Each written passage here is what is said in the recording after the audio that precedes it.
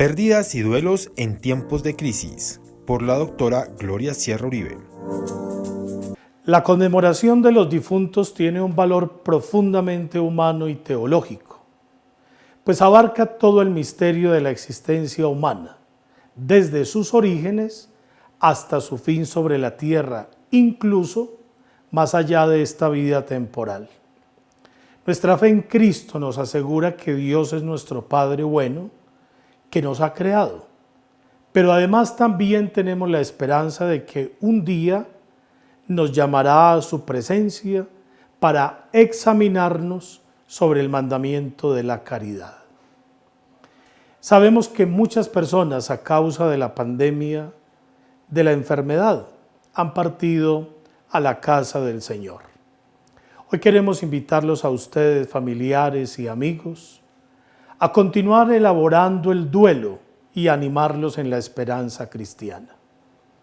Desde la conferencia episcopal hemos preparado con la doctora Gloria Sierra Uribe la charla Pérdidas y duelos en tiempos de crisis. Bienvenidos. Pérdidas y duelos en tiempos de crisis, por la doctora Gloria Sierra Uribe. Gloria Sierra Uribe, psicóloga, especialista en salud mental, tanatóloga. Tiene formación en psicogenealogía, docente por más de 30 años en universidades de prestigio en Colombia, conferencista a nivel nacional e internacional, escritora de Editorial San Pablo con su colección Renacer, especialista en duelo y parejas. Soy Gloria Sierra Uribe, psicóloga, tanatóloga, es decir, que me dedico en esta área de la psicología al acompañamiento en procesos de muerte y duelo. Agradezco al padre Martín Sepúlveda, a la Conferencia Episcopal Colombiana y a todos ustedes que me escuchan. Agradezco esta invitación a que hablemos de un tema doloroso, pero que a todos nos hace mucho bien. Hemos denominado esta conferencia Pérdidas y duelos en tiempos difíciles. Y cuando hablamos de tiempos difíciles nos estamos refiriendo a este proceso que hemos vivido como planeta con la presencia del COVID y a todos los duelos y las pérdidas que hemos estado viviendo. Y en esta, la celebración del Día de Todos los Difuntos de nuestra Iglesia Católica en el mundo, pues queremos rendir un homenaje a los dolientes, una oración por las personas que ya no nos acompañan físicamente, pero que siempre van a estar en nuestro corazón, y rendir un homenaje y unas palabras de esperanza, de amor y de tranquilidad para los dolientes. Cuando estamos en esta concesión católica, tenemos la certeza de que los tiempos de Dios son perfectos. A veces los tiempos nuestros no son tan perfectos para nuestro dolor y nuestro apego, pero los tiempos de Dios son perfectos. Entonces voy a contarles un poquito lo que vamos a hacer. Voy a explicarles primero en qué consiste esto de las pérdidas y los duelos. Voy a compartirles una reflexión que por muchos años he estado haciendo, inclusive casi todas las personas que llegamos a ser acompañantes de duelo es porque hemos vivido grandes duelos. Y yo he vivido un profundo duelo, pues mi padre ya no está, mi madre ya no está físicamente conmigo, pero mi gran duelo fue la muerte de mi hermano hace 25 años. Una muerte que me conmocionó muchísimo. Mi hermano era muy joven, tenía 40 años, era un gran deportista, un hombre maravilloso, éramos muy cercanos, y su muerte repentina, hizo un cáncer y murió en 2 meses, me llevó a hacer unos cambios vitales en mi ejercicio profesional, y a partir de eso, y gracias a la Editorial San Pablo, decidí vivir mi vida en honor a haber aprendido a salir de ese duelo. Me llevó después a entender que como psicóloga podía ayudar a otras personas a transitar sus duelos. Con la Editorial San Pablo, con quien estoy vinculada desde hace más de 20 años, hemos publicado 4 libros en torno a la muerte y al duelo. el último y más reciente del que les quiero hablar, del dolor al honor. ¿Y por qué les digo de este? ¿Por qué les quiero hablar? Porque el libro el título es el mismo que tenemos hoy para la conferencia, Pérdidas y duelo en estos tiempos de crisis, duelos sin abrazos. También escribimos un duelo que fue un libro en duelo que se llama Para vivir los duelos, que es el primero de la serie. Escribimos uno que también se lo súper recomiendo porque los niños, se llama De la mano con los niños, acompañamiento integral a los niños en duelo, porque los niños son los eternos excluidos de la vivencia en duelo, porque sentimos que ellos no saben gestar estas situaciones de pérdida. Entonces, por eso con una psicóloga infantil escribimos este hermoso libro que también lleva muchos años de publicado. Y tenemos otro libro en duelo para un tema muy difícil, muy difícil, de un duelo de muy difícil manejo, que es el suicidio, que se llama Para continuar la vida. Bueno, en la editorial tengo una producción de 11 libros y con mucho gusto les presento estos 4. Hay 2 sobre vínculos de pareja y otros temáticos acerca de la psicogenealogía, el cuerpo, la psicosomática, que en algún momento si ustedes quieren revisar. Entonces vamos a empezar con esto que hemos denominado cómo definimos los duelos. El duelo viene del latín dolus, que significa dolor. Y cuando hablamos de duelo, lo que decimos es hay que transitar, gestionar el duelo. Quiere decir que gastemos esa emoción que acompaña las pérdidas. El duelo es cuando tenemos una pérdida, cualquier tipo de pérdida que tengamos, es como si entráramos a la boca de un túnel y aquí está la pérdida en la boca del túnel y ahí pues tenemos que atravesar el túnel. Al final del túnel siempre hay luz, pero necesitamos atravesarlo. Ojalá, y se los digo con conocimiento de causa, que podamos transitarlo acompañados de lo espiritual, de lo emocional, de lo cognitivo. El duelo, los procesos de duelo, o sea, atravesar ese túnel, los procesos de duelo tienen 5 dimensiones. ¿Eso qué significa? Que cuando yo, por ejemplo, se me muere mi hermano, ¿cómo siento el duelo? ¿Lo siento a nivel emocional? Sí, con dolor, con tristeza, con angustia, con desazón, con preguntas. Es el nivel cognitivo. Entonces en el emocional están todas las emociones, el dolor, la depresión, la angustia, la ansiedad. En el mental están todas las preguntas y muchas preguntas se las hacemos a Dios. ¿Por qué si era tan joven? ¿Por qué? ¿Por qué? No hacemos el para qué, sino el por qué. Hay una dimensión física, que es lo que los psicólogos llamamos la psicosomática del duelo. De hecho, en mi primer libro de Para vivir los duelos, Cartografía emocional para la sanación de las pérdidas, yo parto de una pregunta y es la siguiente: dime qué te duele y te diré qué duelo no has resuelto. Por ejemplo, el sistema respiratorio es quizás el sistema que más se afecta en los momentos de los duelos, ¿sí? Es como si nuestro sistema respiratorio estuviera llorando y nuestro cuerpo estuviera sintiendo y resintiendo la pérdida. Y hay una dimensión que es la dimensión espiritual. Esta dimensión es la de las preguntas, la de la esencia, la de la trascendencia. O sea, ¿por qué se muere un niño de 3 años? Por fortuna, y siempre lo digo y lo expreso, cuando estamos de la mano de Dios, esta dimensión cobra sentido, porque uno lo que hace con sus muertos es dejarlo en las manos de Dios. Y esto al principio podemos pelear con Dios. Sí, al principio podemos sentir que no es justo que mi hijo tan joven hubiera muerto, que mi hermano de 40 años hubiera muerto, que un adolescente se muera, que haya un accidente, que haya una cosa injusta, que haya un suicidio. Y podemos hacerle muchas preguntas a Dios y a la vida. Pero cuando nos abandonamos, que esa es una de las tareas del duelo, y dejamos en esta vivencia trascendente y espiritual y podemos entregar nuestros fallecidos en las manos de Dios, es mucho más fácil. Entonces, esas 5 dimensiones, si alguno de ustedes me escucha y es terapeuta, religioso, acompaña a otras personas en duelo, es necesario que lo acompañemos desde estas áreas vitales, la física, la mental, la emocional y la espiritual. Ustedes se preguntan, y fue en el título que le dimos a la conferencia, pérdidas y duelos en estos tiempos de crisis.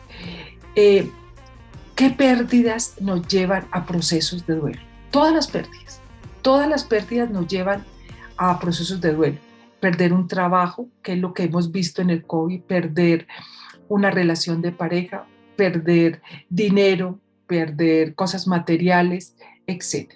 Pero la gran pérdida que tenemos los seres humanos es perder a nuestros seres queridos. Por eso el homenaje hoy es para los difuntos.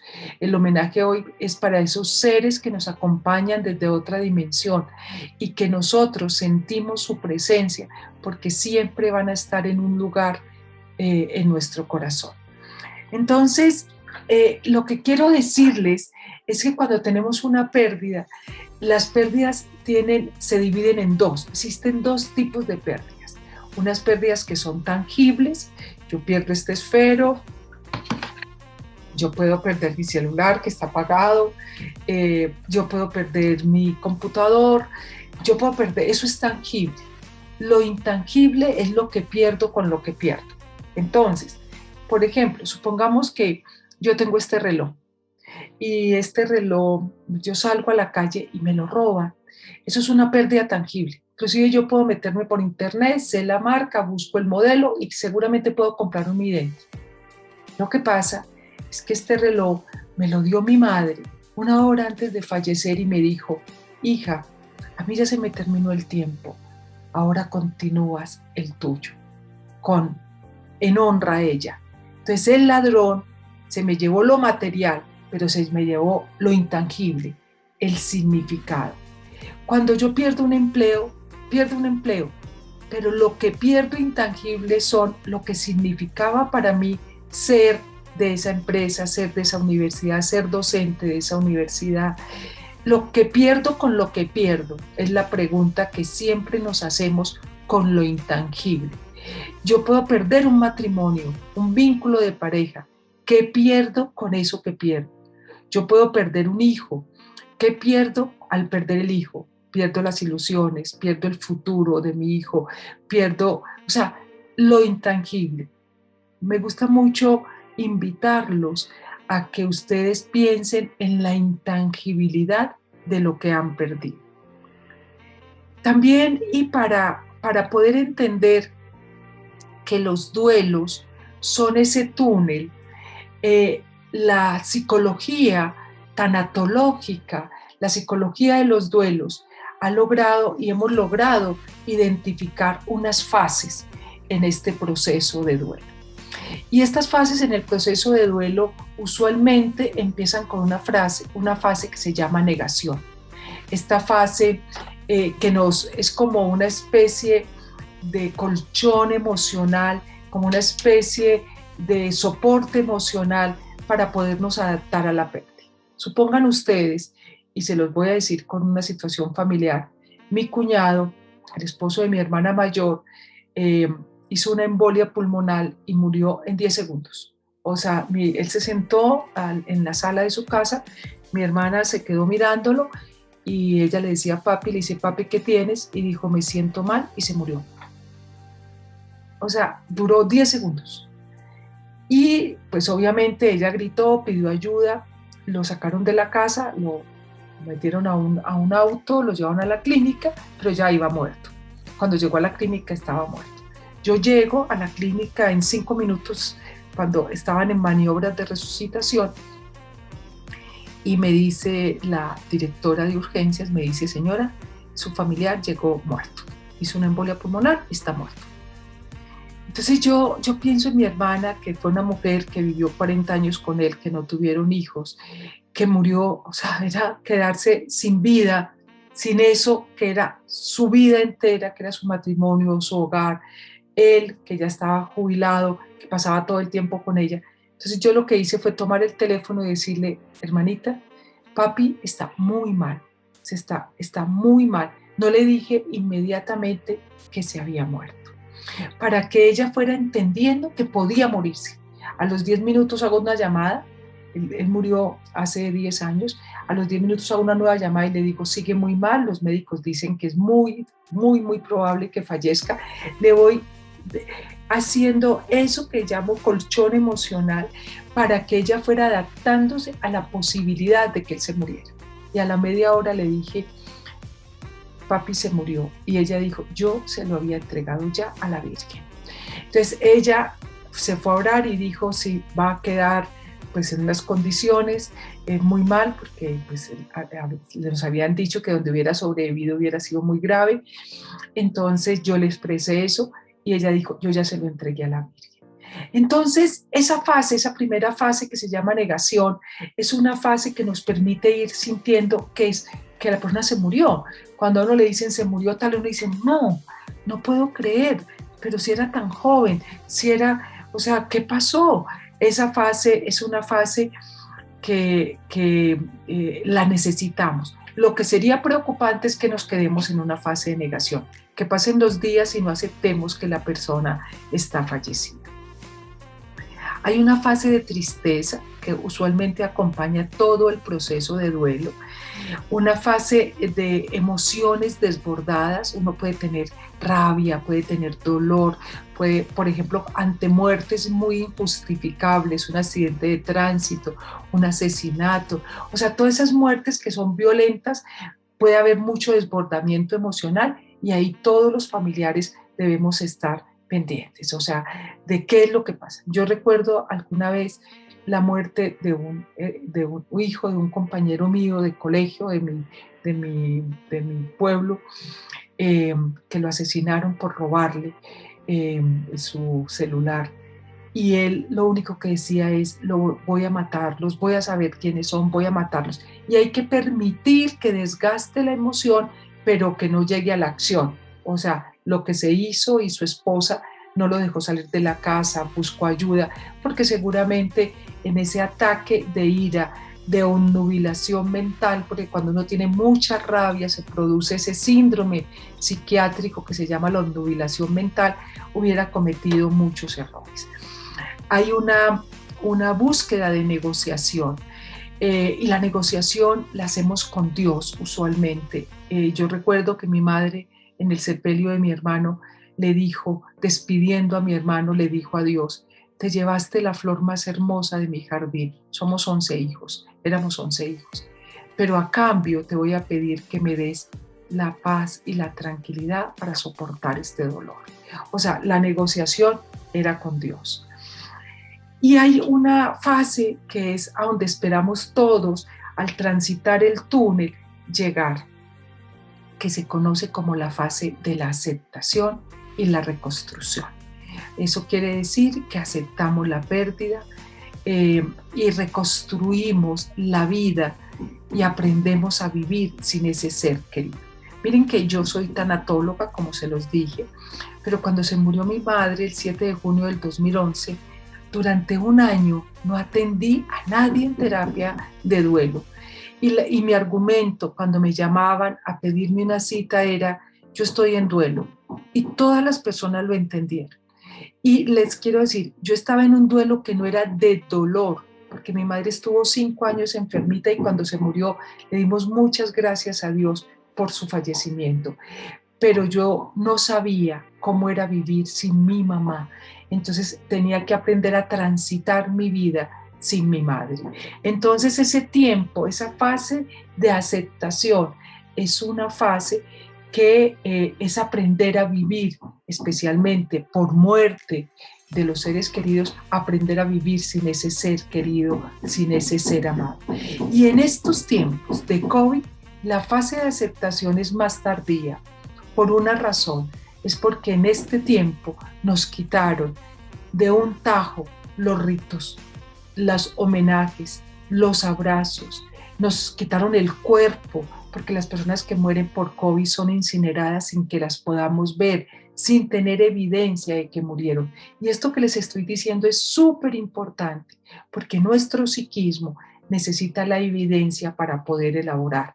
Uno necesita confirmar que el muerto está muerto. Y cuando uno confirma que el muerto está muerto, el psiquismo empieza a atravesar el túnel, ese túnel que es la elaboración del duelo.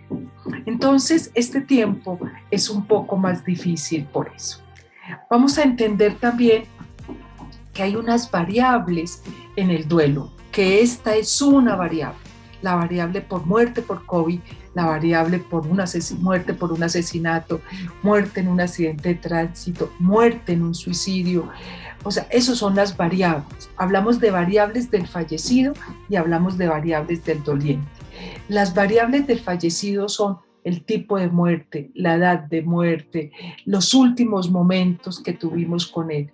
Y para nosotros los dolientes es ¿quién se nos murió? ¿Se murió mamá? ¿Se murió papá? ¿Se murió un hijo? ¿Se murió un abuelo? ¿Se murió una mascota? ¿Qué perdimos? Entonces, esas son nosotros. Lo segundo de los dolientes es, ¿hemos tenido unas pérdidas anteriores? Si hemos tenido unas pérdidas anteriores, es más fácil atravesar el camino. Por eso los duelos de los adolescentes debemos de estar tan atentos, porque ellos apenas están aprendiendo a perder y a veces están muy desbordados con esas pérdidas. Y también vamos a entender que hay las variables que tenemos nosotros es también el vínculo que teníamos con la persona fallecida. Yo quiero decirles con todo el conocimiento de causa que en mi familia, cuando mi padre se murió, éramos 11 hijos y a los 11 hijos se nos murió un padre distinto. Por eso las personas que acompañamos en duelo y acompañamos en un duelo sistémico debemos entender que todos los duelos de una familia son duelos diferentes. Muy bien, así como hay unos tipos de pérdida que son los tangibles y los intangibles, hemos podido identificar en estos tiempos tan difíciles unos tipos de duelos. Y esos tipos de duelos son: el primero es un duelo natural. El duelo natural, yo les voy a poner el ejemplo, que es el duelo natural es el de mi madre. 80 años, una mujer maravillosa que lo había dado todo por nosotros, por mi papá, por la sociedad. Entonces, mi madre se enfermó a los 75 años, estuvo 5 años enfermita y hizo un duelo anticipatorio. Lo que Elizabeth Kubler-Ross, la gran maestra norteamericana, llamó duelos anticipatorios. Pero ojalá las muertes fueran así, las muertes fueran anticipatorias, pudiéramos despedirnos, pero no es así. La muerte no nos corresponde a nosotros, no nos corresponde decidir a nosotros cómo queremos esa muerte. Hay unos duelos que se conocen como duelos suspendidos o congelados en la fase de negación. Y aquí, tal como se los acabo de decir, el COVID nos está generando muchos duelos congelados. Muchos familiares han muerto en los Estados Unidos, no hemos podido ir a visitarlos, pero muchos familiares han muerto en Colombia y los familiares que están en Estados Unidos no pudieron venir al sepelio, a la misa, no pudieron hacerlo. Nos tuvimos que reinventar unas nuevas formas de acompañar. Esto que estamos haciendo en este momento, esta conferencia, en otro momento, ya lo hemos hecho con la conferencia episcopal en algunos momentos y con San Pablo durante una gran jornada internacional que hicimos por América Latina. Lo hacíamos presencial, era maravilloso, hacíamos acompañamiento, terapia. Ahora todo nos cambió y los duelos también nos cambiaron. Esos duelos pueden estar congelados y esos duelos pueden estar suspendidos en el tiempo. Alerta, esos duelos pueden afectar mucho después lo somático. Nos podemos enfermar porque no hemos podido gestionar el dolor. Con el COVID también hemos entendido que hay un duelo inhibido. Mi padre se muere de COVID, pero yo estoy embarazada. Entonces digo, no puedo llorar. Entonces como que suspendo, inhibo mi dolor, congelo la muerte de mi padre inhibo el dolor, y especialmente de personas embarazadas, de personas que también están viviendo con el COVID. Yo creo que no ha pasado un día desde abril del año pasado a hoy que no nos hayan llamado a pedir acompañamiento. Y el acompañamiento también es un acompañamiento focal. Mi padre acaba de morir en una unidad de cuidados intensivos, pero mi mamá está en una unidad de cuidados intermedios también con COVID. ¿Le contamos que se murió mi papá o no le contamos? O sea, miren que esto es un duelo que tenemos que inhibir. Esperemos que ella avance, esté mejor para poderle contar. Siempre nos van a reclamar, siempre nos van a decir, ¿por qué no me dijeron? Y siempre les vamos a decir, porque creemos que era lo mejor para ti.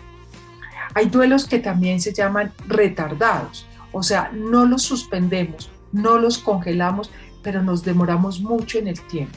Con esto les digo que la primera fase del duelo, que es más o menos los 3 primeros meses, es de mucha emocionalidad y dolor, pero después vamos empezando a sentir, los días son un poco más cálidos, empezamos a sacar las cosas de nuestros seres queridos, las regalamos, las resignificamos, etc. Pero si una persona después de 7, 8 meses todavía está en esa primera fase de tanto dolor, debemos de preocuparnos y debemos de pedir ayuda. Y lo otro son los duelos de difícil manejo. Y ahí es cuando les pido, cuando ustedes vean a un familiar o ustedes se identifiquen en un duelo de difícil manejo, yo les pido que pidan ayuda. Es de valientes pedir ayuda. ¿Qué es un duelo de difícil manejo? Es un duelo que produce un estado que se llama depresión. No me quiero levantar, no quiero hacer nada, no veo el futuro, la vida se me nubló, yo siento que con el muerto se me fue los sueños, los proyectos, se me fue todo y entro en una fase de pérdida del sentido de vida y la pérdida del sentido de vida es un pasaporte a la depresión. Hemos encontrado síndrome ansioso, síndrome depresivo y el gran enemigo en este momento del COVID que se llama la culpa. Ese combinado, eso es una pócima letal porque la persona se siente muy mal, de sentirse culpable, de perder su sentido de vida y de quererse morir con su muerto. Entonces, cuando uno identifica que la persona está centrada en el muerto, que no ve nada de la vida, que todo el tiempo y toda su vida la está gastando en el relato con el muerto, esto no debería haber pasado, yo me siento culpable, yo fui el que traje el COVID a la casa, todo lo que sea la culpa o la ansiedad, no sé cómo manejar mi vida, no sé qué voy a hacer con mi vida. Y esto es permanente, un día. Al principio esto puede ser así, pero en los meses siguientes uno ya se da cuenta que hay una situación de muy difícil manejo y que necesita acompañamiento. Y yo quiero decirles que el acompañamiento cuando hay depresión requiere un acompañamiento de psiquiatría. Yo soy especialista en salud mental y siempre recuerdo a mi profesor de psicopatología que decía, ante la depresión, medicación y después terapia. Porque la depresión es un pasaporte, es el ladito del abismo a una situación o de enfermedad o de suicidio. Entonces, pues no tenemos que esperar a llegar allá, sino que necesitamos pedir acompañamiento. Hace poco una mamá me decía, yo llevé a mi hijo al psiquiatra y él me le dio droga y yo la escondí, doctora, yo la escondí porque mi hijo se va a volver dependiente de un medicamento psiquiátrico y él está muy mal, por favor ayúdeme. Y yo le dije, con mucho gusto, yo le puedo ayudar, pero no puedo hacerlo si usted no le da el medicamento psiquiátrico. Y le dije esta metáfora, le dije, si su hijo hubiera tenido una fractura de un pie y el ortopedista le manda unas muletas para andar, ¿usted le escondería las muletas? Y me dijo, por favor, jamás lo haría. Yo le dije, ¿por qué le esconde las muletas emocionales? Que es el medicamento psiquiátrico de nueva generación que no produce adhesión y que ni siquiera la gente se entera que uno lo está tomando. No podemos satanizar la psiquiatría. Entonces, en los duelos de difícil manejo, alerta, alerta, alerta. ¿sí? Debemos de estar sobre todo con los depresivos, los ansiosos y las personas que tengan sentimientos de culpa. Estamos enfatizando en COVID por esta situación de estos tiempos, pero hay unos duelos que yo he manejado y que con las personas y el equipo, nosotros hacemos una escuela de psicogenealogía en Evolución Colombia, y con la gente formada en la escuela en duelos, con este equipo hemos trabajado por tantísimos años. Hay un duelo que genera mucha culpa y que es un duelo de muy difícil manejo, que se llama el suicidio. También hemos visto mucho intento de suicidio. La salud mental en estos tiempos de confinamiento se ha visto muy alterada y especialmente los jóvenes hemos presenciado la ausencia de sentido vital, porque para los jóvenes el sentido de la vida son los pares, no la familia. Y como le quitaron su grupo de referencia, les quitaron su territorio sagrado, que es el encuentro con sus jóvenes, con sus otros pares, pues han entrado en unos estados de ansiedad y de depresión. En el libro, para las personas que lo quieran tener, ustedes van a encontrar una categoría nueva y una categoría que no, seguramente ya la habrán escuchado, que se llama los multiduelos. O sea, cuando se murió mi hermano, yo tenía un duelo, la muerte de mi hermano, un duelo. Pero tenía mi universidad, mi pareja, mis amigos, tenía un montón de cosas, mis hobbies, mi literatura, y tenía un duelo. Me tenía que ocupar de un duelo, de la muerte de mi hermano. Pero ahora, en estos tiempos, nos ha tocado reinventarnos. Y esta categoría que yo escribo en el libro se llama los multiduelos. Y les pido que ustedes puedan hacer una listica para que tomen conciencia de qué han perdido en estos tiempos. O sea, desde marzo del 2020 a hoy, ¿qué pérdidas han tenido? Yo les voy a enumerar unas, pero son en infinito. Hemos perdido, lo primero que perdimos fue el control. Perdimos el control porque nosotros queríamos decir el domingo nos vamos a la sabana, a las afueras de Bogotá a almorzar. Pues no podemos porque estamos confinados. Perdimos el control, perdimos la proyección de futuro, perdimos la libertad, perdimos muchos sueños. Yo quisiera hacer esto, pero eso lo puedo hacer con otros. Pues yo me quedé en Bogotá, pues acá vivo, pero casi me quedo en Honduras, en Tegucigalpa, porque el 16 de marzo íbamos con Marta Fonseca, que es la persona con quien trabajo y es la cofundadora de la Escuela de Psicogenealogía en Evolución Colombia, a hacer una formación a una comunidad religiosa, las salesianas, a Honduras. El 16 de marzo era nuestro vuelo. Y nosotros, pues, en Colombia cerraron fronteras y todo el 22 de marzo. Entonces pensamos que podíamos viajar. Pero el 15 de marzo cerraron el aeropuerto de El Salvador, donde teníamos escala. O si no, nos hubiéramos quedado en Tegucigalpa. Entonces, para nosotros era un sueño ir a hacer esa gira con las salesianas por Centroamérica. Y no, quedó pausado. 7 meses después lo hicimos en forma virtual, porque nos tocó reinventarnos esto, pero perdimos los sueños, perdimos inversiones, perdimos el trabajo, perdimos cosas de salud, aparece un síndrome asociado que se llama el insomnio. ¿Por qué? Porque tenemos miedo de muerte. Todos los días, como estamos hiperconectados, 1 muerto, 2 muertos, 5 muertos, el virus ya llegó, está aquí, en cualquier parte, no sabíamos nada, nos informábamos, teníamos mucha angustia. Se hace algo en el psiquismo que se llama hipervigilancia por miedo de muerte. Entonces éramos vigilantes. Entonces entramos a crisis de insomnio, problemas de sobrepeso porque nos dio mucha ansiedad y comíamos mucho, etc. Por eso la pregunta es ¿qué he perdido con lo que perdí? O sea, este tiempo, ¿cuántos duelos tengo? Tenemos una amiga a quien queremos muchísimo, que tiene desde marzo hasta hoy, la última muerte que escuchamos hace 2 días, han perdido 18 familiares, 10 o 12 de ellos por COVID. Tenemos multiduelos por muerte familiares. En una misma casa puede morir el papá, la mamá, el hijo. O sea, cosas que no sabíamos cómo hacer, no sabíamos cómo gestionar. Los psicólogos no teníamos herramientas para hacerlo, no entendíamos cómo hacerlo. Entonces, por eso fue necesario reinventarnos como todo lo que pudiéramos para poder acompañar.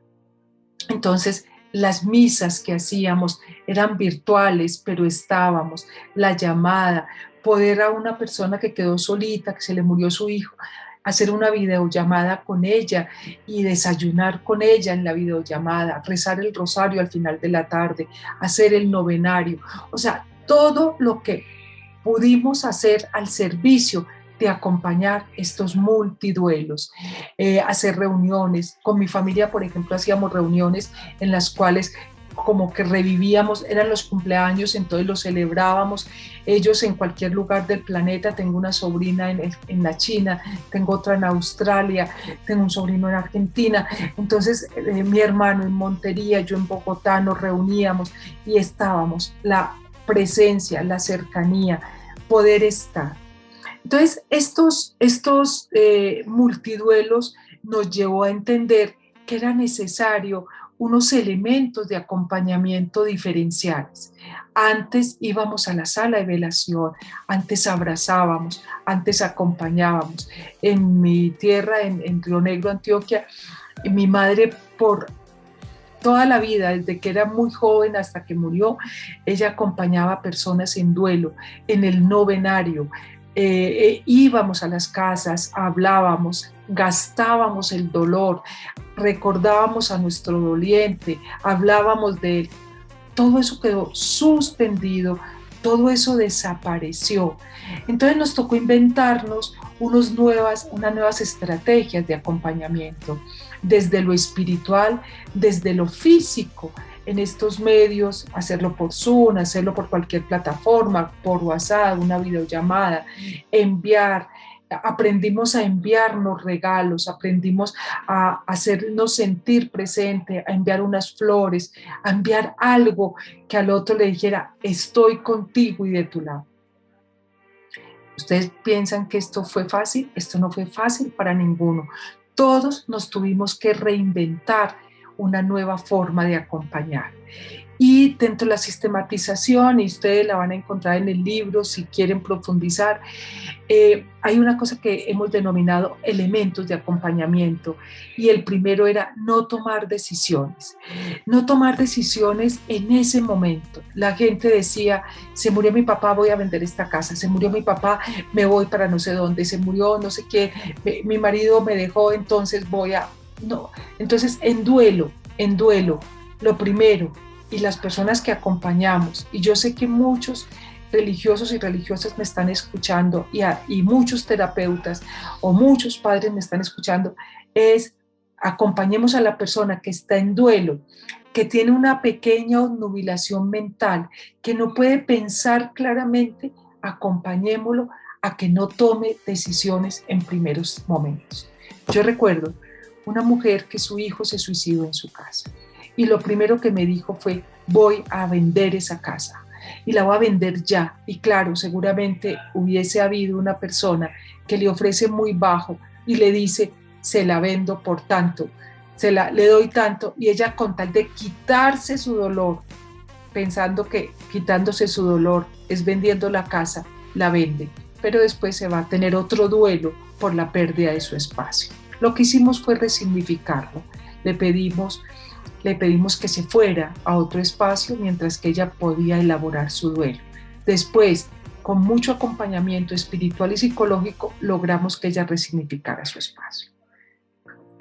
Entonces, no tomar decisiones, buscar ayuda, levantar la mano, decir no puedo solo con tanto dolor, buscar el sacerdote, buscar el amigo, buscar el familiar que me acompañe, el terapeuta si lo necesito, el psiquiatra si lo requiero, buscar a una persona.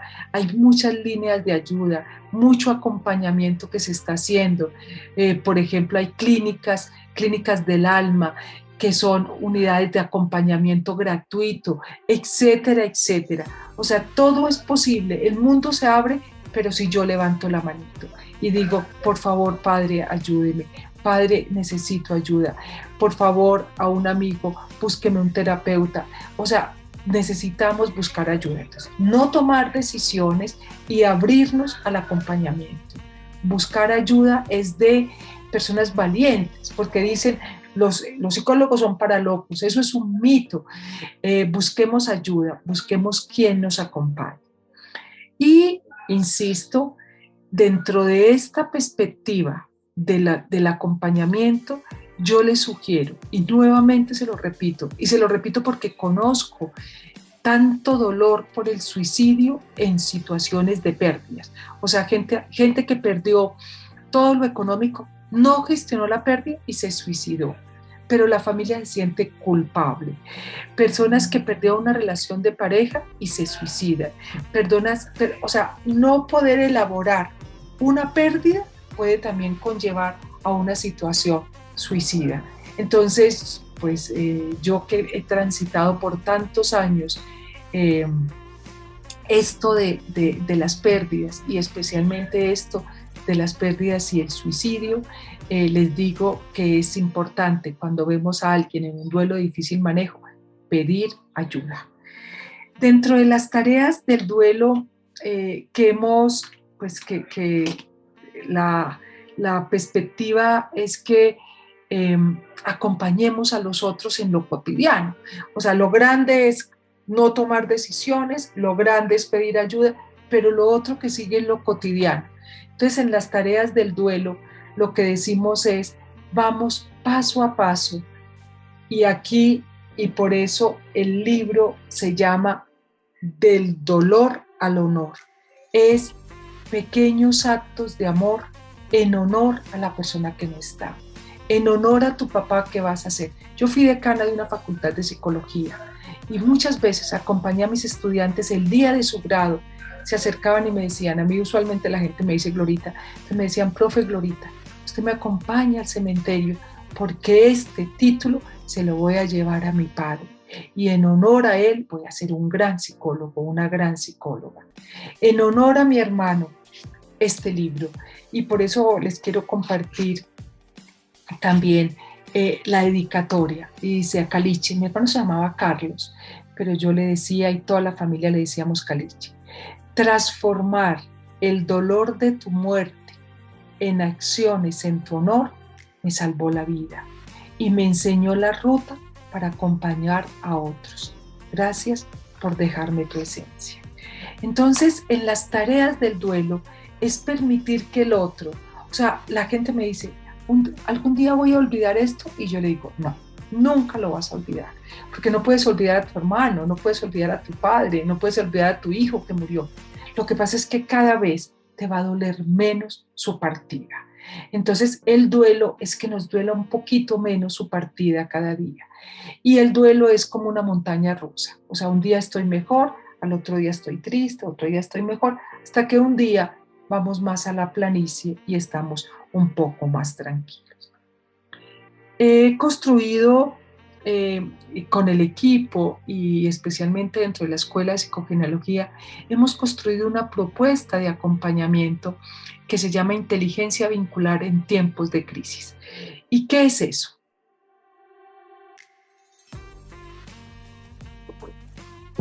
Hay inteligencia emocional, hay inteligencia matemática, hay un montón de inteligencias que Gardner fue el creador de estos conceptos y de esta clasificación de la inteligencia.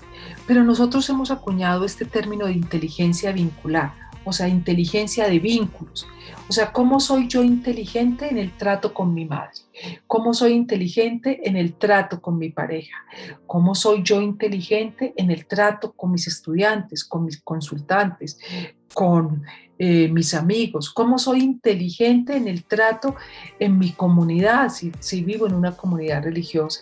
¿Cómo soy inteligente con mis clientes, si soy empresario? ¿Con mis usuarios, si presto un servicio?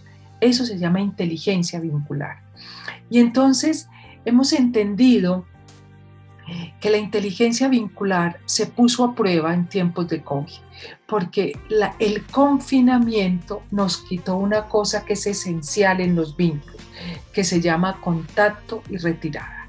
Vamos a decir que en las parejas tienen contacto, están juntas, hicieron un compromiso de juntas hasta que la muerte los separe, pero no es juntas las 24, 7, 30 días, 365 días al año, porque sería un colapso. Es juntas, pero voy a la oficina, voy a la universidad, estoy en tal parte, tú sales con tus amigos, yo voy donde mi familia, tú vas.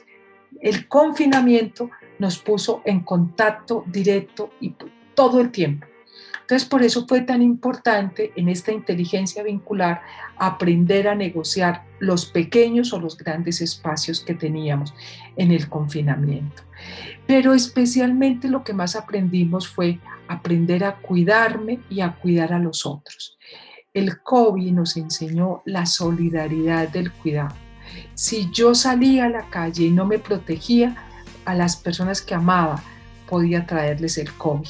Entonces era mi cuidado y el cuidado de los otros. También llamamos a eso un cuidado reflejo. O sea, yo te cuido y tú me cuidas. Los dos nos cuidamos. Un cuidado amoroso y cotidiano. Un cuidado, si estábamos en la casa, papá, mamá y 3 hijos, a los 3 hijos tuvimos que aprender a vivir en contacto permanente, pero teniendo pequeñas retiradas. Tú en tu cuarto trabajando, atendiendo el colegio, yo en el mío atendiendo la universidad, yo acompañando a mi hijo en la tarea. O sea, tuvimos que reinventarnos la cotidianidad. Todavía no la estamos reinventando, pero la pauta es hagámoslo desde el amor. Hagámoslo desde el cuidado con el otro, desde saber que esto va a pasar y que vamos a quedar mucho más fortalecidos como familia y en los vínculos por ese cuidado.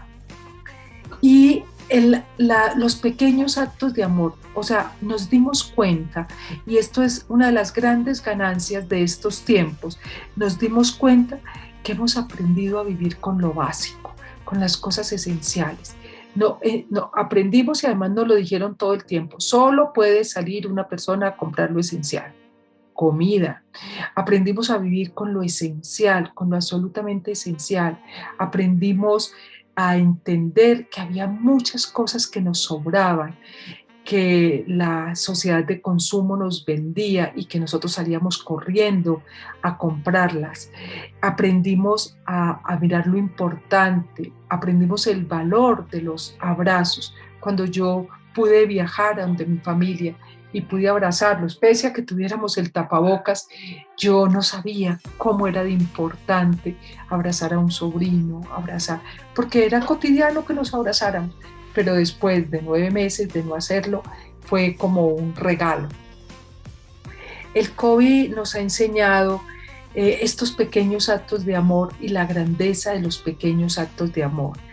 Nos ha llevado a valorar la naturaleza, nos ha ayudado a valorar el verde, como no podíamos salir, y cuando salimos, y cuando vimos, y cuando nos asombramos, lo que era natural ya nos producía asombro. Entonces aprendimos a transitar en ese mundo emocional y a gestionar nuestras propias emociones en privado, puertas adentro. Aprendimos a resolver los conflictos. Muchos no lo lograron, muchos se separaron, muchos colapsaron, y por eso, incluido, quiero decirles que yo tengo un libro que se llama La UCI, la Unidad de Cuidados Intensivos para el Amor, que fue la primera edición, fue en agosto del 2019, pero las superventas del libro fueron en el 2020. ¿Por qué? Porque la gente entró a la UCI del amor. La gente entendió que lo que no había resuelto, lo que no había hablado, lo que tenía pausado porque había distancia, porque mi esposo viajaba, porque estábamos ocupados en la crianza de los hijos, cuando quedamos atrapados en este contacto permanente, o resolvimos. Y por eso muchas parejas, creo que en forma acertada, pidieron ayuda, y muchas parejas fue necesario que entraran a la UCI del amor. De hecho, hicimos una formación de urgencia, de emergencia para terapeutas que se llaman los intensivistas del amor, porque era necesario que tuvieran estrategias para acompañar en estos tiempos y en una UCI. Así como había una UCI de COVID, esta es la UCI del amor. Entonces aprendimos muchas cosas, aprendimos a transitar la soledad, a hacernos cargo de nuestro autocuidado, a hacernos cargo de nuestra angustia, de nuestra incertidumbre, de nuestro miedo. Nos acercamos más a lo espiritual, empezamos a entender que estábamos y que nos teníamos que abandonar y estar en manos de Dios para poder entender que podíamos transitar de la mejor forma y en forma lo más sensata posible para nuestra salud mental y emocional, era tener ese componente espiritual que tanto bien nos hace. Yo tengo una frase con la que quiero terminar y quiero decir que esta frase ha sido muy importante para mí. Me la regaló un estudiante en su trabajo de grado. Él trabajó con personas víctimas, los dolientes de asesinato en este país. Y él al final coloca esta frase en su trabajo. Se llama Freddy Peña y dice: aunque el dolor aterrice nuestros sueños, el cielo, en la parte espiritual, nos recordará que fuimos diseñados para volar. Esta frase me convoca a la esperanza. O sea, fuimos diseñados para volar. A veces tenemos mucho dolor y pensamos que nunca vamos a poder levantarnos de tanto dolor. Pero esta frase, aunque el dolor aterrice nuestros sueños, o sea, uno cuando está en sueños está volando, pero el dolor los aterriza y nos los pone en el piso. El cielo nos recordará que fuimos diseñados para volar. Pues en honor a nuestros amados difuntos, a las personas que ya no nos acompañan físicamente, pero que están con esa presencia espiritual con nosotros, pues hoy con todo el cariño les comparto estas pequeñas reflexiones que hemos hecho de los duelos y las pérdidas en estos tiempos difíciles. Nuevamente, gracias al Padre Martín, a mi editorial San Pablo, a todos ustedes y especialmente a la Conferencia Episcopal por esta invitación que acogí con tanto amor. Muchísimas gracias. Un abrazo para todos. Pérdidas y duelos en tiempos de crisis, por la doctora Gloria Sierra Uribe.